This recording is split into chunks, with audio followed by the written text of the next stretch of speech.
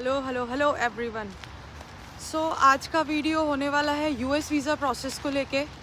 तो हम लोगों ने ट्राई किया है कि हम सारे क्वेश्चंस को इंक्लूड करें जो भी पूछ सकते हैं लोग वहाँ पे, और स्टेप बाय स्टेप प्रोसेस है पूरा। और आप वहाँ पे जाके देख सकते हैं कि हम लोगों ने किस तरीके से प्रोसेस किया था, कितना टाइम लगा था, और अभी क्या फ़ीस स्ट्रक्चर है उसका, और आप कैसे सबमिट कर सकते हैं, कहाँ से स्टार्ट करें। और वो जो वीडियो है वो हम लोगों ने स्टार्ट ही इस तरह से बनाया है कि लाइक मैं क्वेश्चन कर रही हूँ और वैभव उसके आंसर कर रहे हैं। बस मैंने ट्राई किया कि मैं जितने क्वेश्चंस कर सकती थी। But yes, if you guys have any other question we would love to answer that, so please comment us, ask questions. मेरा फर्स्ट क्वेश्चन ये है कि कितना टाइम लगा, मतलब लाइक वैसे आपने बता दिया है कि इतना 2.5 ईयर पूरा कंप्लीट हुआ, बट जब आप इंटरव्यू के लिए गए तो वहां पे कितना टाइम लगा? तो और ये प्रोसेस लाइक कितना ऐसे बताया हुआ है कि लाइक बहुत ज्यादा, क्योंकि मैं खुद भी थोड़ा सा ऐसे फियर है मेरे को कि कैसे होगा इंटरव्यू प्रोसेस, कैसे होगा। और interview process is pretty simple. आपको 2-3 मिनट लगेंगे। जस्ट आप जाओगे, अभी मैं आपको डिटेल में बताऊंगा कैसे होता है। तो पहले बात करते हैं कि अप्लाई कैसे करना है उसे। राइट। तो उसे अप्लाई करने के लिए आपको यूएस की वेबसाइट पे जाना है, यूएस वीज़ा की अपॉइंटमेंट की वेबसाइट, जो आप ऑनलाइन सर्च करोगे आपको इजीली मिल जाएगी, और मैं आपको लिंक भी डाल दूँ। ठीक है। सो जैसे कि आप बता रहे हो कि वीजा का प्रोसेस तो बहुत इजी था, इंटरव्यू भी बहुत इजी है, तो ये कैसे अप्लाई करता है, मतलब लाइक कैसे, कहाँ से स्टार्ट करूँ अगर मुझे स्टार्ट करना है? और मैं क्या एजेंट के थ्रू करवाऊँ? वैसे तो मेरे पास आप हो, बट स्टिल कैसे करूँ, मेरे को प्रोसेस बताओ। सो आपके 2 क्वेश्चन है, कैसे करना है और क्या एजेंट के थ्रू करना है। हाँ। मैं बोलूँगा प्रीटी सिंपल है। कोई भी अपने आप कर सकता है, एजेंट की इसमें कोई ज़रूरत नहीं है। इवन मैं भी अप्लाई कर रहा था तो मुझे भी काफ़ी डर लग रहा था, एंजाइटी हो रही थी कि मैं कुछ गलत नहीं कर दूं, क्योंकि यूएस वीज़ा है और बहुत हाइप है उस चीज़ की कि बहुत मुश्किल से मिलता है and all. But it's pretty simple और बहुत सिंपल प्रोसेस है। आपको किसी एजेंट की ज़रूरत नहीं है। आप एजेंट के पास भी जाओगे तो आपसे 200, 250, 300 चार्ज कर लेगा, और जस्ट वो फॉर्म भरेगा जो आप खुद भी कर सकते हो। ओके। तो प्रीटी सिंपल है, आप कर सकते हो। ठीक है, थैंक यू। और मैं कहाँ से इसका फॉर्म लाइक कहाँ से शुरू करूँ, स्टार्ट कैसे करूँ, मैं को ये बताओ। सो सिंपली आप गूगल में जाओ और लिखो US visa appointment in Toronto और in Canada, wherever you are, just put it there and you will get plenty of links in there.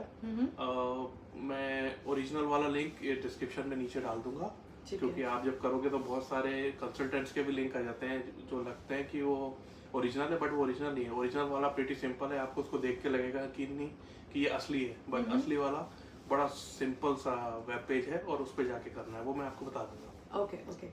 और इसकी फीस कितनी होगी? Currently they are charging 160 USD. So that's the only fee they charge. After that or before that you don't have to pay anything. Okay. तो form का description में आप link दे देंगे, मैं वहाँ से फॉर्म ले लूँगी। अब मेरा नेक्स्ट क्वेश्चन ये होता है कि उस फॉर्म के अंदर क्या क्या होता है और मेरे को क्या डिफ़िकल्टी होगी, क्या मैं आपके साथ लेके बैठूँ आपको जिससे मैं फॉर्म भर सकती हूँ, कैसा कैसे रहता है, फॉर्म क्या रहता है? To be very honest, form just like any other form, वो आपकी डिटेल्स पूछते हैं। आपका नाम क्या है, आपका एड्रेस क्या है, आप मैरिड हो, आप सिंगल हो, आप यूएस कब प्लान कर रहे हो, आप कभी यूएस गए थे। प्रीटी सिंपल क्वेश्चंस होते हैं उसमें। तो वो आप अपने आप भी भर सकते हो, और बाकी आपके साथ कोई हो जिसने पहले भरा हो तो। But I will say you don't need nobody, आप अपने आप कर सकते हो, सिंपल होता है। जस्ट फॉलो इंग्लिश को रीड करो और उसमें आंसर दे दो, दैट्स इट। ओके। तो अभी मैंने कुछ क्वेश्चंस मैं गो थ्रू हो रही थी यूएस वीज़ा को लेके, तो मैंने ये चीज़ देखी कि लोग कह रहे हैं कि सोशल मीडिया हैंडल भी आपको ऐड करने पड़ेंगे, तो क्या ये सच है? Yeah, there is a question where they ask for your social media handles. So मैंने अपने Facebook की आईडी और अपने Instagram की आईडी दे दी थी, और ईमेल आईडी उनके पास ऑब्वियसली होती है। वैसे आप क्या सोचते हो, लाइक क्यों मांगते हैं, उनका क्या? Because it's a US visa, they do thorough checks of your profile. So आप अगर अपना Instagram हैंडल और Facebook हैंडल देते हो तो maybe they go there and check, आप क्या करते हो, कैसे करते हो, या आपने अपनी एप्लीकेशन पे कोई झूठ तो नहीं बोला है। जैसे कि आप बोल रहे हो मैं टोरंटो में रहता हूँ, बट आपकी पूरी प्रोफाइल कहती है आप इंडिया में कहीं हो, या और कहीं हो, पाकिस्तान में या श्रीलंका में, बांग्लादेश में। So they check, they do check.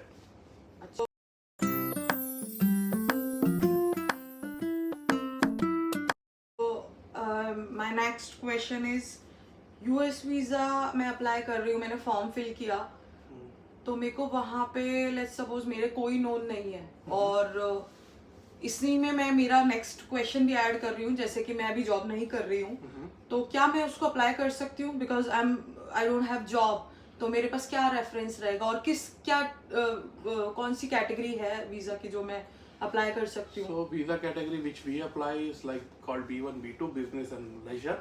So most of the people मैं जब अपॉइंटमेंट के लिए गया था तो वहाँ स्टूडेंट्स गए हुए थे, तो आपके पास जॉब होना इज नॉट नेसेसरी। इवन मैं भी अपनी कंपनी से जॉब लेटर लेके गया था, which I try to show them, but उन्होंने कहा नो नहीं।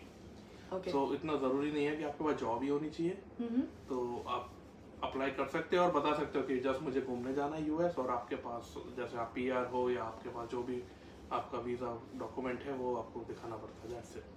तो कॉम्प्लिकेटेड नहीं है। ये कैनेडियन जिनके पास पीआर होती है उनके लिए उनकी प्रोफाइल में क्या वेटेज होता है, ऐसा कुछ है? आई डोंट थिंक सो, क्योंकि उस दिन मैं गया था तो 99% वहाँ पे स्टूडेंट थे और पीआर वाले हम 2-3 थे, जिसमें एक पीआर वाले को उन्होंने रिजेक्ट कर दिया था। उसको बोला था कि फर्दर डॉक्यूमेंट्स लेके आओ। बाकी जो यंग स्टूडेंट्स थे उन्होंने जस्ट बोला कि हम अभी छुट्टियां आएंगी क्रिसमस के टाइम या समर्स के टाइम, हम यूएस विजिट करेंगे। प्लस उन्होंने ये भी पूछा था कि आपका कोई जानने वाला है, अगर है तो आप उसकी पूरी डिटेल दे दो और अपना रिलेशन बताओ क्या है, अगर आप उनके पास जाने वाले हो। मैंने उनसे बोला मैं किसी को नहीं जानता हूँ। फिर उन्होंने मुझसे ये पूछा कि आप पहले कभी गए हो? मैंने कहा नहीं, मैं नहीं गया। उन्होंने मुझसे पूछा कि आपने पहले कभी अप्लाई किया? मैंने कहा नहीं किया।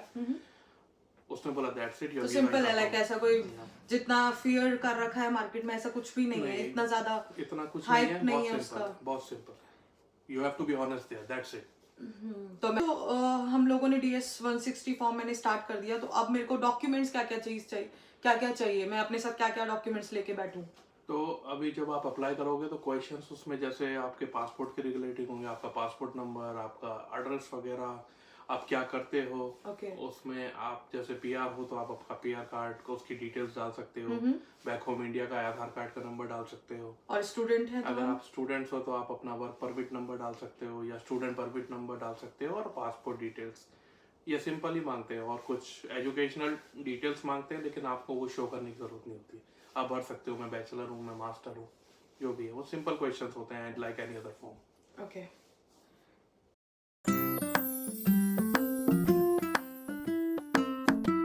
तो जब एक बार आप DS 160 फॉर्म भर के सबमिट कर दोगे, पेमेंट कर दोगे फी अपनी है, तो आपका एक अकाउंट बन जाएगा। आप अकाउंट में लॉगिन करोगे तो वहाँ डिफरेंट आपको ऑप्शंस मिलेंगे कि आपको पिकअप करना है या प्रीमियम डिलीवरी लेनी है, और आपको अपॉइंटमेंट स्केड्यूलिंग का उसमें एक लिंक होगा जिसमें आप क्लिक करके अपना अपॉइंटमेंट स्केड्यूल कर सकते हो।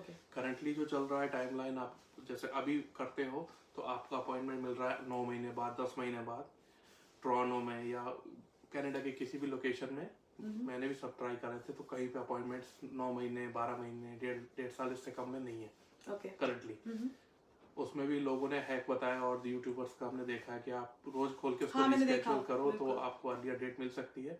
बट जेन्युइन डेट्स आजकल की डेट में 1 साल 1.5 साल के बीच चल रही है। तो मैं मेरे डॉक्यूमेंट सबमिट करने के बाद मुझे इतना टाइम लगेगा, या फिर मैं कुछ रिस्केड्यूल जैसा कुछ है प्रोसेस, मैं वो कर सकती हूँ? आप अगर लकी हुए तो आपको मे बी नेक्स्ट मंथ भी रिस्केड्यूल हो जाए, अगर कोई कैंसिलेशन होता है और लकीली आपने उसके लिए क्या प्रोसेस है? मेरे को रिस्केड्यूल करना है तो मेरे को आपको अपना अकाउंट खोल के चेक करना पड़ेगा बार बार। लाइक आप जब भी फ्री हो, आपने ओपन कर लॉगिन करके देख लिया और देखा कि कोई स्केड्यूलिंग कैंसिल तो नहीं हुआ है, आप उसको रिस्केड्यूल करो। कुछ लोगों ने किया भी है, बट मुझे तो 2.5 साल लगे थे यार।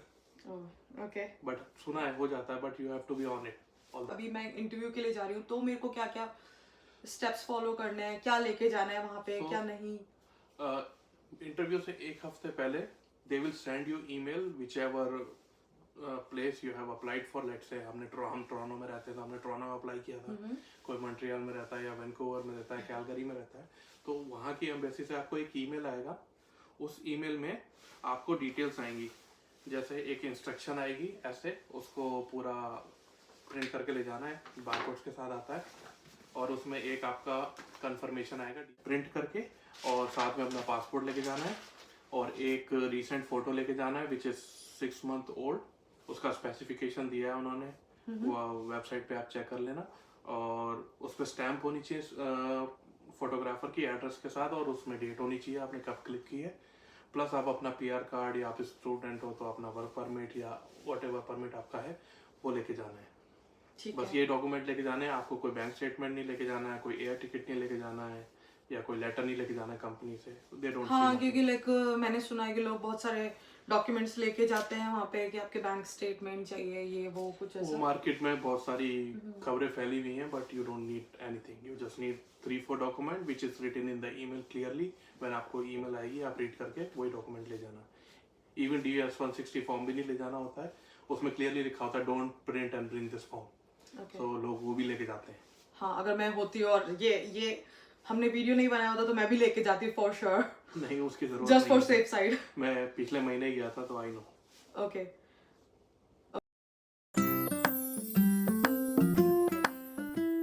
ठीक है, सो अब ये बताओ कि आप वहाँ पे पहुँच गए हैं हम लोग इंटरव्यू के लिए, तो इंटरव्यू का क्या प्रोसेस, क्या एक्सपीरियंस, क्या आपका क्या एक्सपीरियंस रहा so interview I will tell you on the day क्या होता है। हाँ, तो जैसे बिल्कुल, आप वही जानना है मेरे को। अपॉइंटमेंट सेलेक्ट करते हो तो उसमें स्लॉट्स होते हैं आपका 8 बजे का, 8:20 का, 8:30 का, 9 का, 9:30 का।